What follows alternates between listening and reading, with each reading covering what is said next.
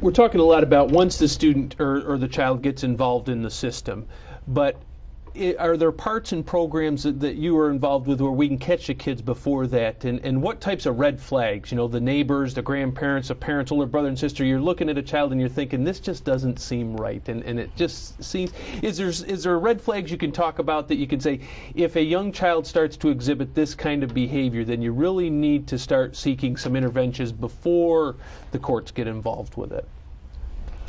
Well, and I'd say there's lots of things that could happen, but particularly as we've talked about school issues. If kids aren't engaged in school, if there's, we're starting to see some truancy issues, if we're starting to see, maybe a little short-term suspension, those are certainly red flags that you want to get involved with pretty quick. We know that if we keep kids connected to school, they're a lot less likely to get in trouble, and a lot less likely to drop out later in life and all those other things that lead to, other, poverty and other issues further on in life. So I think there's that. I think there's also understanding if kids are starting to kind of pull back from their family. You're starting to see a lot more arguments, a lot more of those sorts of things.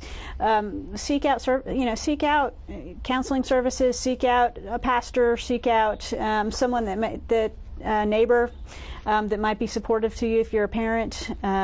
Seek out others who have been through it and see what's going on in your community. There's lots of areas out there that really, I think, are about keeping kids out of the system and keeping kids from getting in trouble. We want to make sure kids are connected to things that they're interested in, sports and other things. So. Would you say the schools are a good resource, going to the school counselor, going to the assistant principal? I mean, I would think that schools would have at their disposal a lot of the contacts for prevention agencies and support agencies. So if a parent really is looking for some place to turn, would that be a logical place for them to go? Definitely. They can go to their school guidance counselor or social worker. We even encourage them to come down to the local Department of Juvenile Justice. We do offer consultation services,